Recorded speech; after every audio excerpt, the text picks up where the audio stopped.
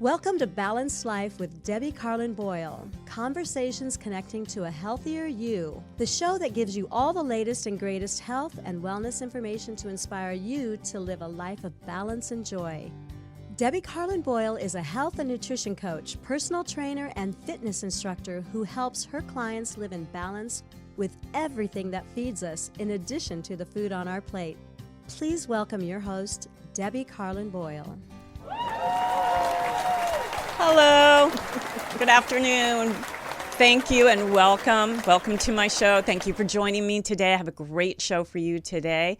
This is Balanced Life with me, your host, Debbie Carlin Boyle. I am conversations that hopefully connect to a healthier you. I'm also an interactive show, so I want to talk about ways that you can interact with my guest and I today. So you can go to my Facebook page. We are streaming live there. It is Fit by Design, and then when you pop on, it says Balanced Life. I'm streaming live on that Facebook page. You can make a comment or ask a question in the comment box, or better yet, call in at any time with a question for me or my guest. The number here is 323-843-2826, and we'll have it up on the screen so you can call in at any time. All right, let's get to it, because today we are going to dig into the art of conversation. Most specifically, how can we use conversation as foreplay, right? Yes, the way we speak to each other has the ability to yield positive and or negative results. So this aspect of understanding how to engage in respectful communication is vital to having balance in your life. So my guest today is Dr. Marion Nachshon, who has been in the field of education for over 30 years and on 3 continents. She has taught students from diplomatic families in Europe, ran preschools in urban villages in Zimbabwe, Africa, taught inner-city youth in South Central Los Angeles, and presently teaches high schoolers on the autism spectrum. She has led leadership workshops all over the world, adapting her international experience into a Western format. She has her doctoral degree in marriage and family therapy with a focus on step families. Dr. Nachshon has tested out all of her presenting insights during her 45-year marriage to her husband. To tell us today how this incredible background led her to create these invaluable workshops, will you please welcome to my show, Dr. Marion Nachshon. Yay! Thank you. It's so nice to be here. Thank you. Welcome. Welcome, welcome. Thanks, Debbie. This is pretty impressive. You've got quite the resume, and I'm so excited to hear about the journey that brought you to understanding or to wanting to share with people the art of conversation and the importance that it plays in our lives on how we interrelate with everything and everyone. So, getting down to it, I want to know a little bit about you, where you were born, what brought you to the States, and all of your travels and journeys along the way. Great. So, I'd love to tell my story. good. We want to hear it because it's intriguing. It really is. Well, I was born with my twin brother at the foothills of the Himalayan mountains in India. Oh, you're a twin? I'm a twin. Oh, that's I have so a cool. boy twin. Ah.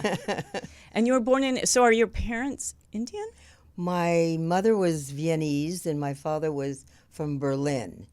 And he graduated from a hotel school in Italy and then got a job in Delhi, in New Delhi, at a hotel.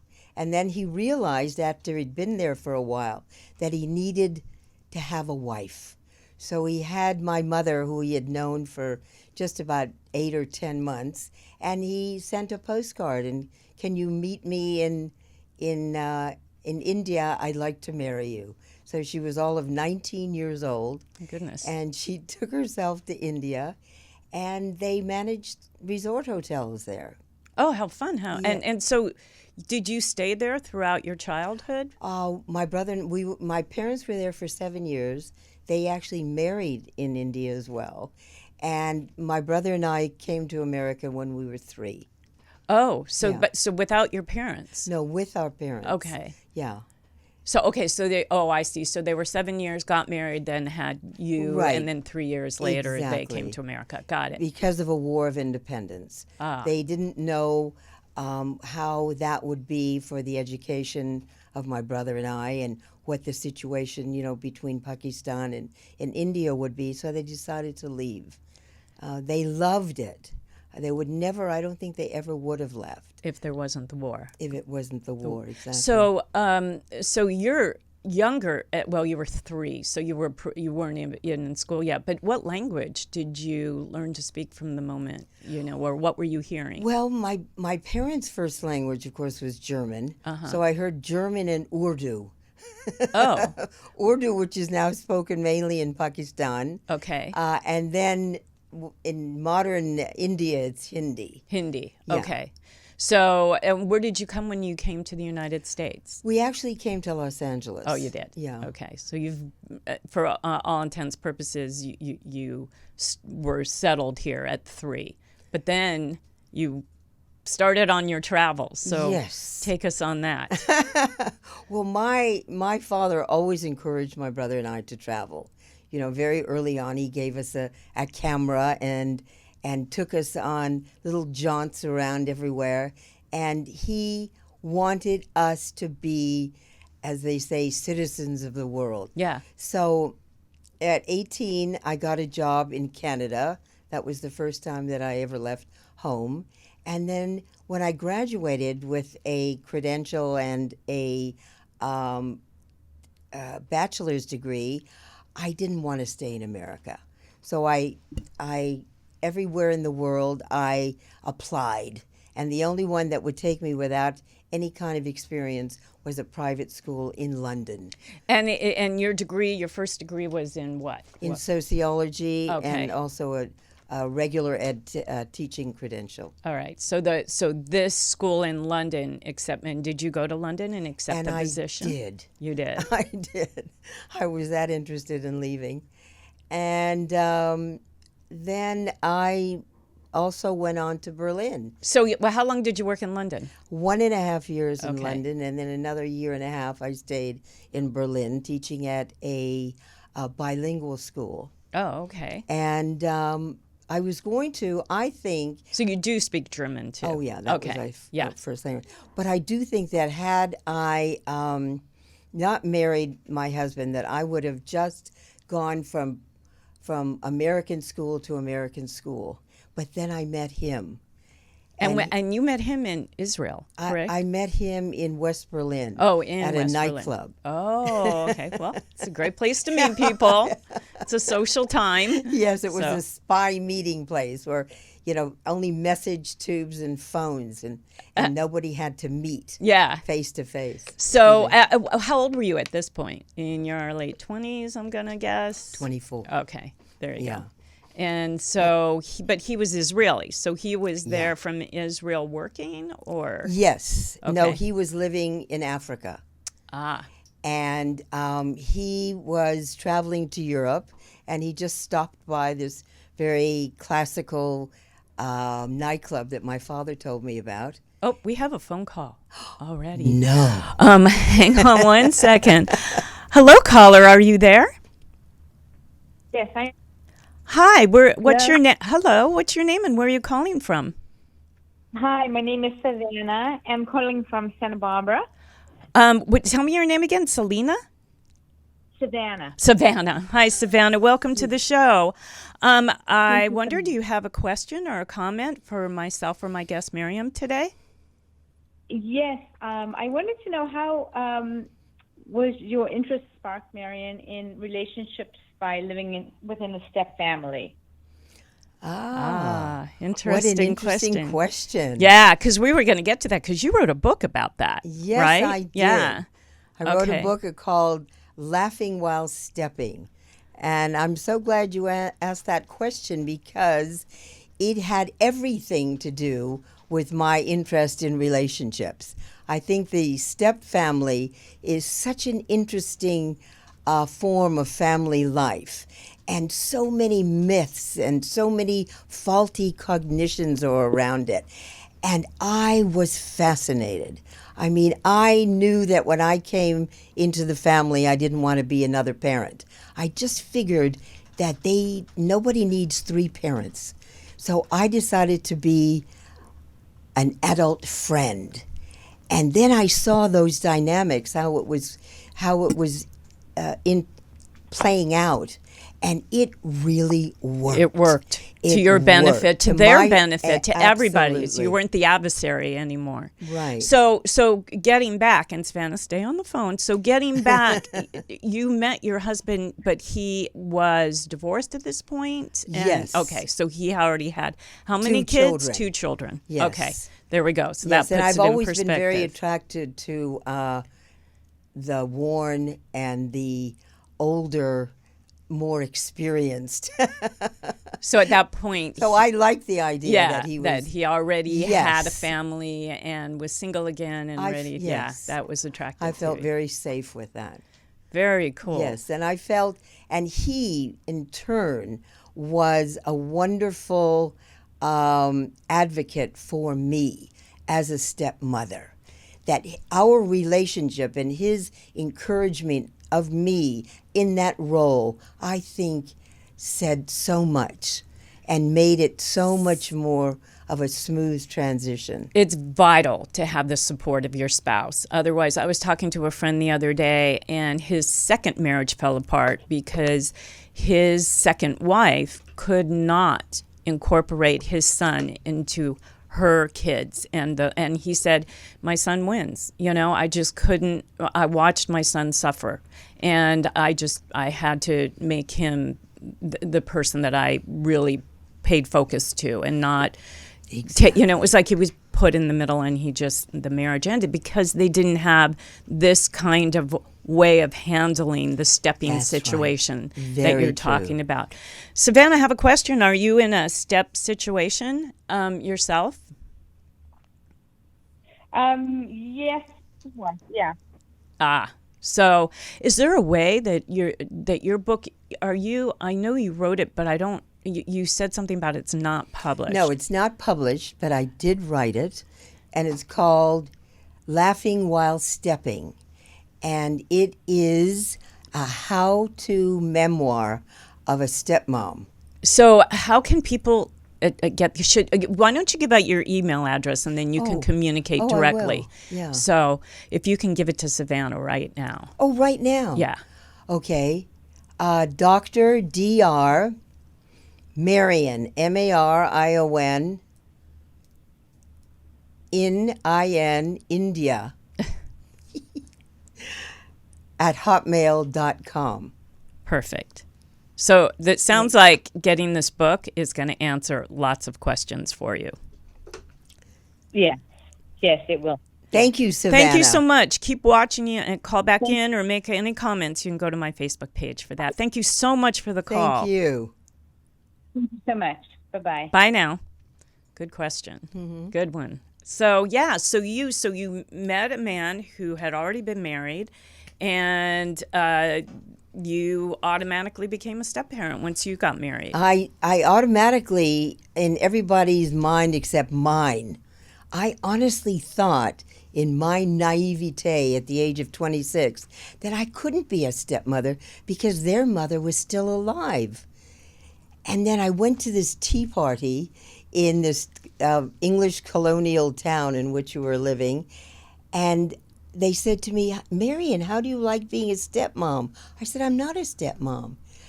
I said, their mother's still living. Oh, my dear, she says. Let's have a the talk. The mother can still be alive. And you still can be a different kind of mother. Yeah.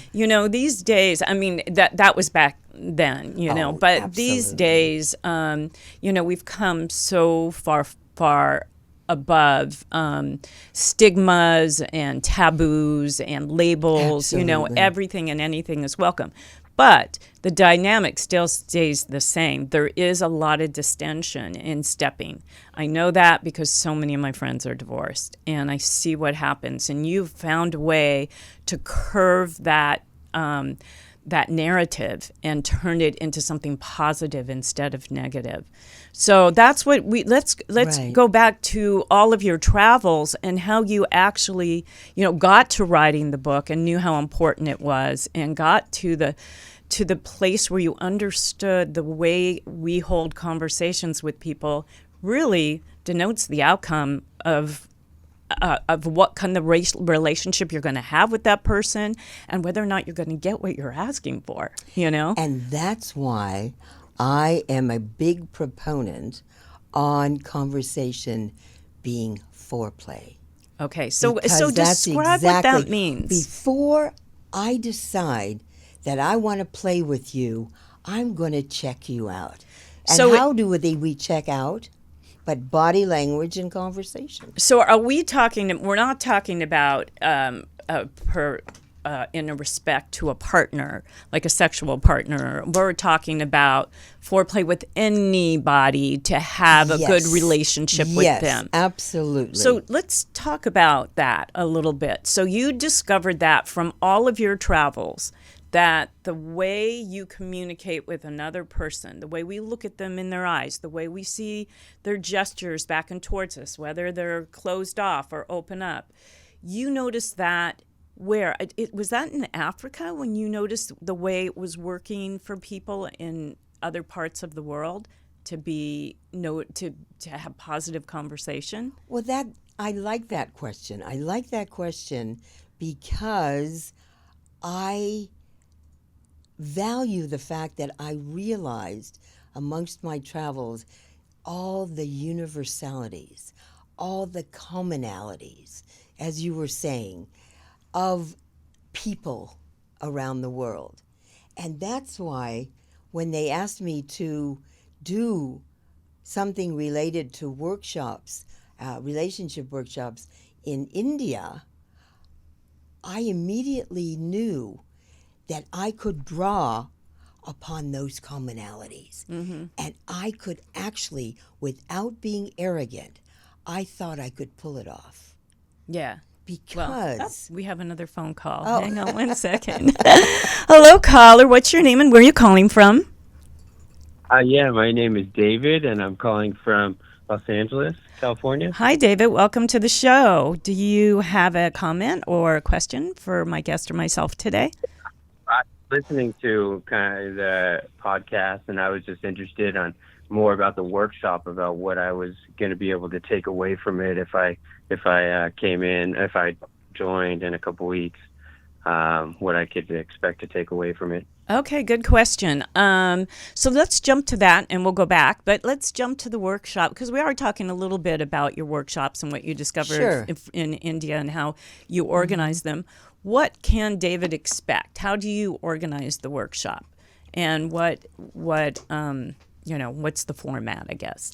Well, the format is that I incorporate psychological theories about how people speak to each other. And I gathered them up, and then I incorporated into that relationship cartoons.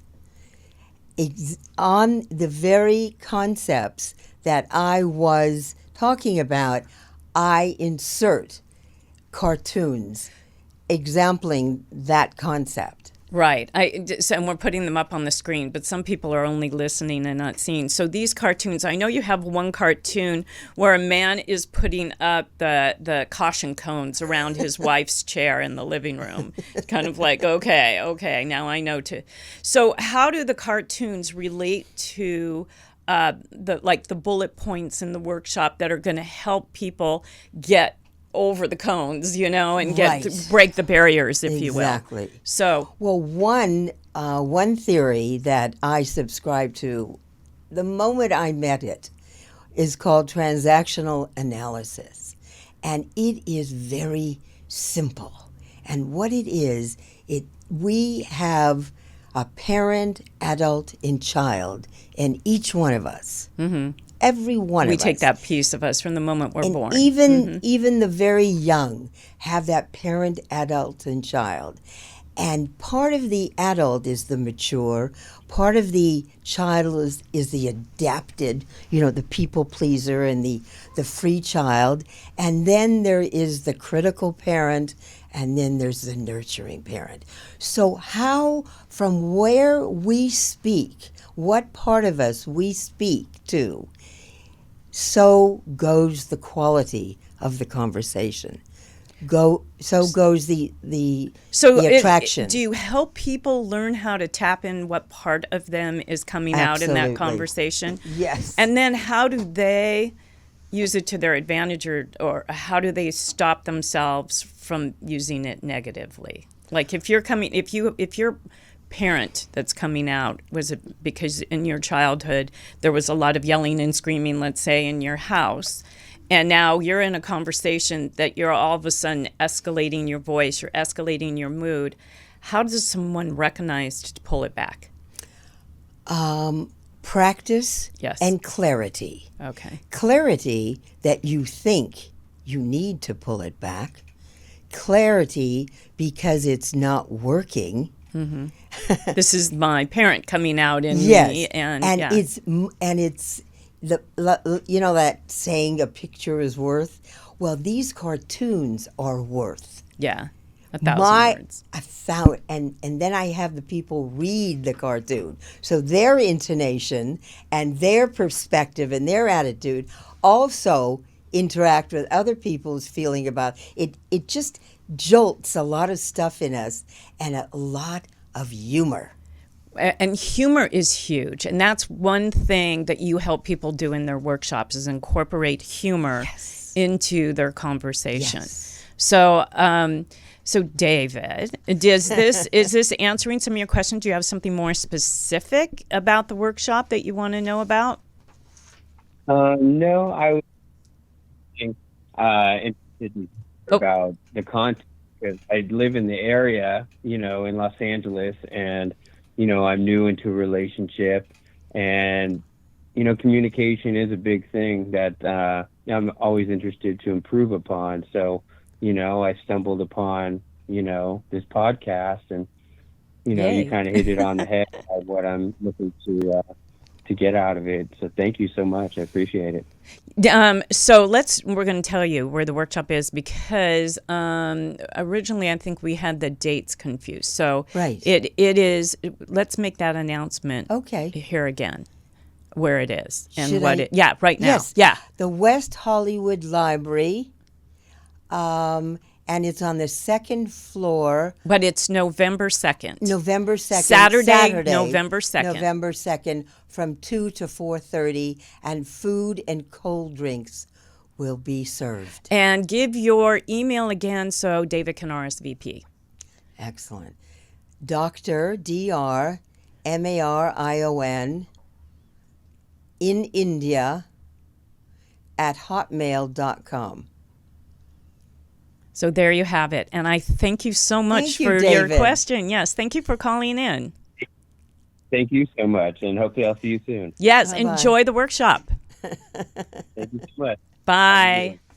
So that was great. So we jumped ahead to the workshop, but that's what this is about: is that you help people with humor to create conversations from that, because we're all digging from those three places: our inner child, our parent, Yes. and so to be able to have the skills, because practice is everything, isn't it? To be able to It's everything. catch yourself and Yes. stop in the moment, Yeah. take a pause, stop. I just did a show last month on mindfulness, and we talked about what it meant to take a pause when you know you're going to blow up, when you're going into a situation and you're already revving, And my guest, Brian Buckley, who is he's a mindfulness coach, was saying that he would always he would do a little meditation in his car when he would come work, because he knew that he was kind of,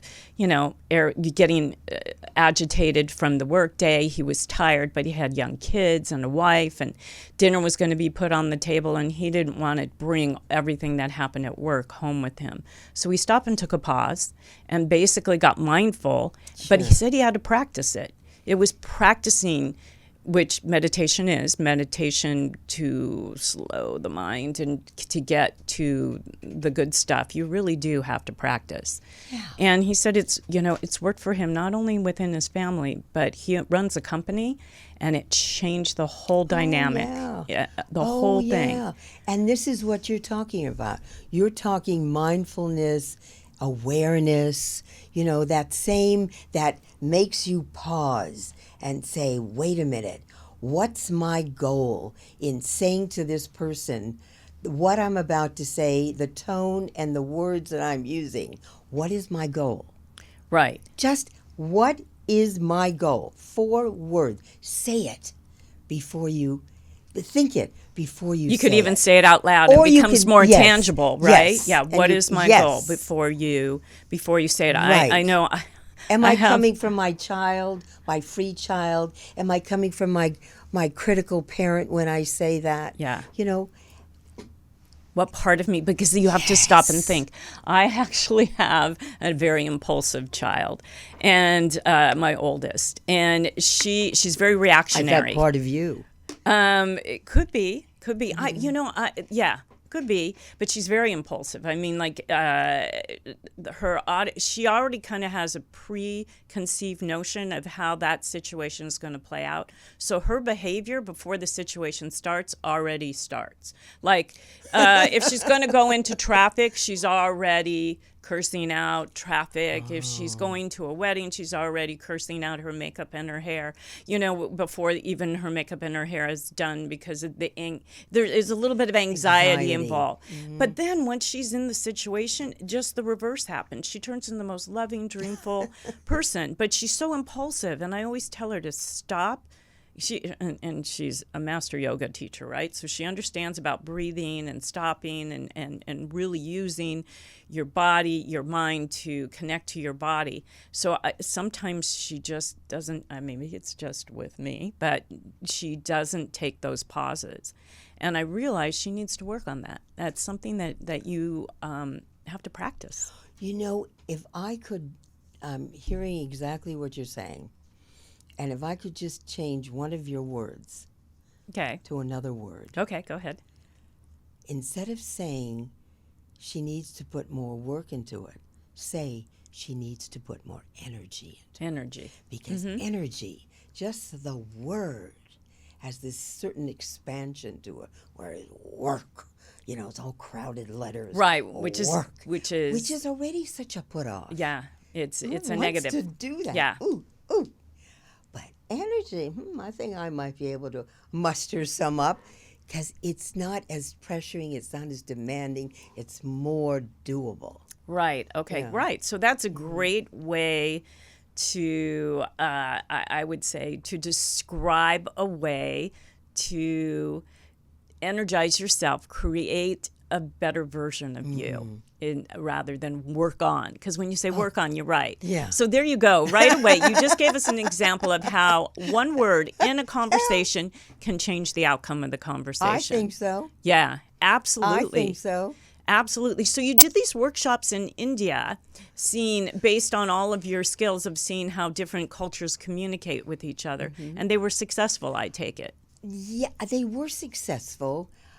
Because I found out what the issues were, and I made a workshop to begin with to address those issues. What were the issues? I'm curious. Well, with the village teachers, they were having a great deal of difficulty in having their students come to school, because these students were maybe 10 miles away from the school, and they had to come on their own. The teachers were not treating them. They weren't making it desirable for them to come. They were not making it desirable. So there was a great deal of absenteeism. So they wanted to find out, what could happen. So my thing is joy, and that's exactly what they didn't have. They did not have that. It was something that they needed to one-dimensionally get this knowledge into their student, and the students you know what? This is not worth the effort. I think I'm going to stay home. Right, of course. And by right, I mean, why wouldn't they want to? And you know? these directors that I talked to, it was their teachers from these 40 different remote villages. And they said, we think you could do something. Do you think you could do something? I said, yes. So, and what were you able, so what was the outcome, I should say, of what you did with those teachers and students? Well, the outcome was that I could then, when asked by the directors again, to go out into joint and nuclear families in these villages and talk to the elders and find out what the difficulties were, because their children were not wanting to be in a joint extended family. They wanted to move away because they weren't getting enough privacy, or they weren't being heard. And they wanted me to do a workshop with these elders. And so I just, tweaked it, and, I made it work. And you made for it them. you made it work for Yes, them. because I addressed their issues. Their situation. Yeah, Yes, so I was just going to say, exactly. individually address their situation and their issues. And then kids started coming to school, I take it? Well, I went and I did lessons in these 40 remote village schools and to demonstrate to the children myself through the interpretation of the teacher one of these lessons, and wanted to see what the impact was. And I could see that the teacher had been putting energy into it. Yeah. And these children, by the time I got them, were really responding. Oh, and good. the teachers were smiling. And it's a win-win, right, for everybody. Yeah. So there you have what you did in India. Were there other countries that you lived in or worked in that you did the same kinds of things? Yes. Well, then I did also in other parts of India, I did the co-workers. They weren't getting along. So I tweaked it again, this same workshop. And then they asked me about their friends. Their friends from Delhi were having difficulties in their relationships. And I thought, maybe I could make a workshop. And I did. And they gave me so much encouragement. Yeah. And they were so thrilled, with what I had to say, because I say only what they're dare to think, because they're a very conservative culture. So I freed them up, really. You freed. Yes. There was a part of them that were probably very uptight, that you gave them some freedom to be who they are. Yeah. Really, when people can not come from a place of negative, but to, because universally, and I talk about this a lot on my shows, I think everybody really number one, wants to be loved, and number two, wants to be heard. Yes. So, it's all in the approach, in what you're going to get back from the other person. So one of the things, that I do, and many coaches do in their practices, is just let somebody talk and come at me from a place where they can say what it is. If somebody has a weight problem, usually there's something more going on.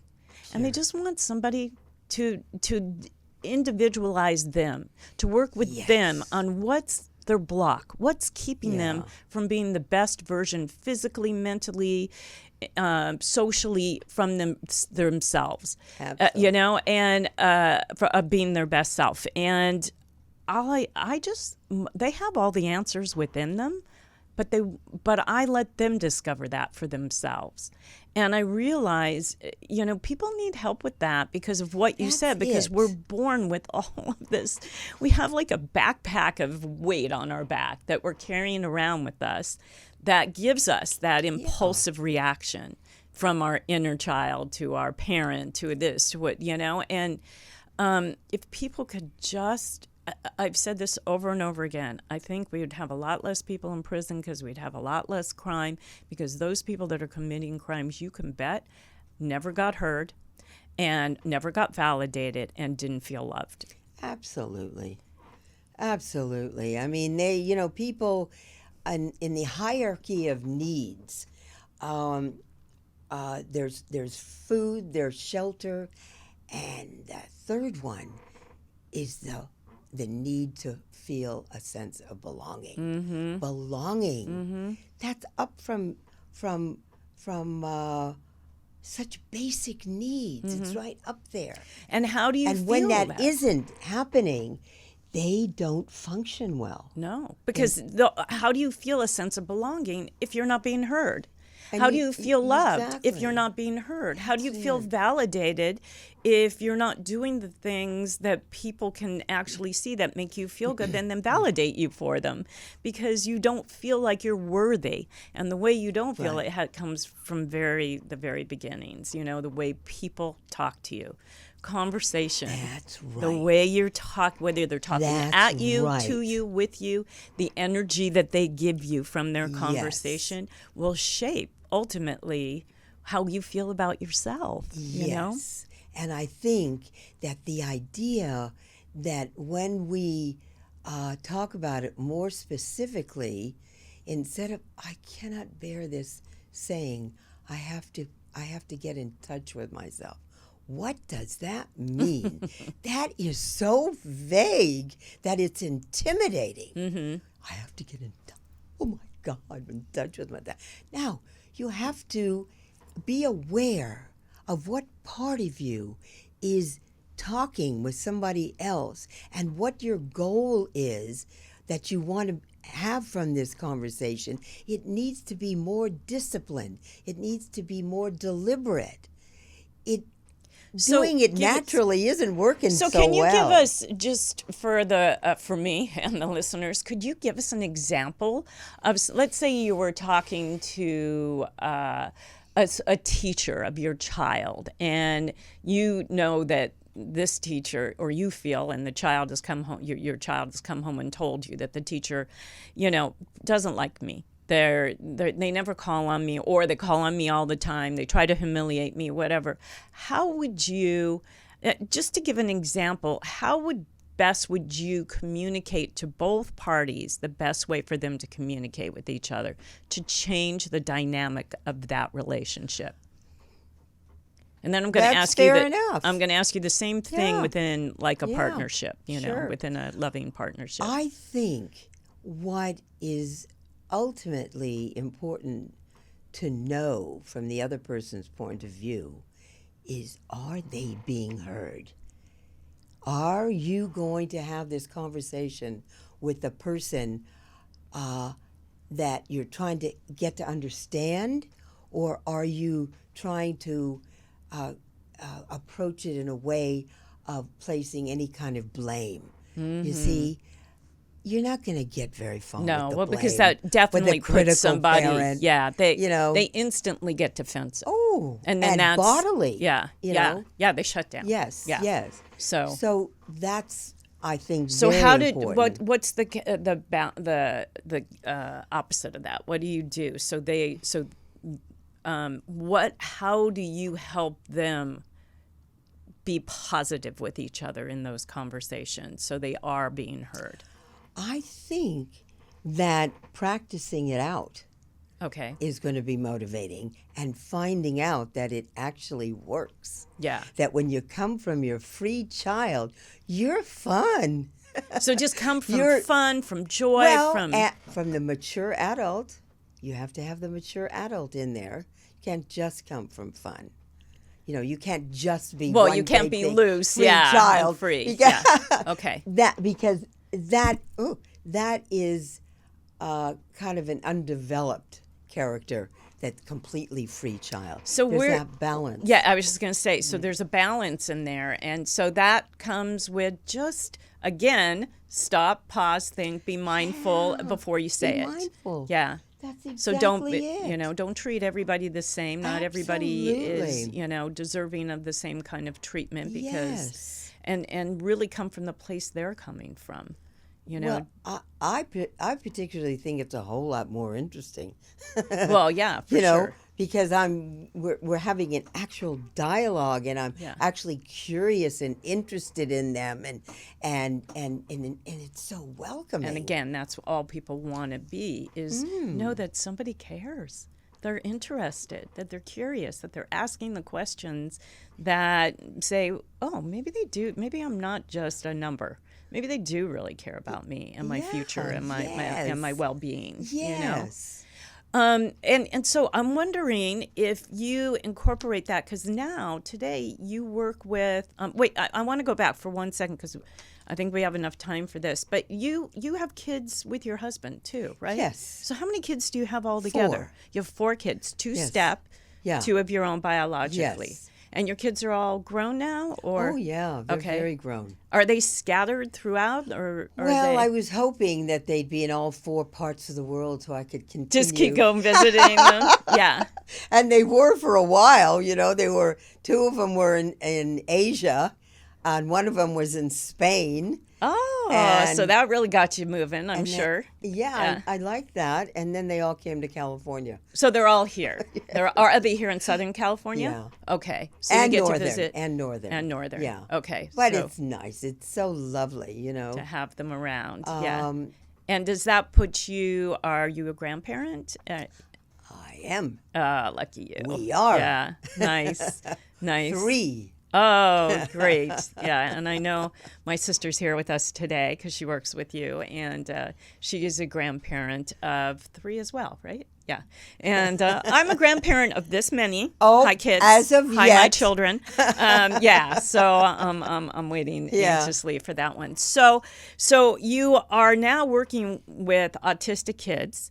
And how do you, I'm wondering, these skills that you use in your workshops, and the communication with and there's all levels of autism. On the spectrum. Yes. And so what does that mean exactly on the spectrum for those that Well, the number one thing is that we're all on it.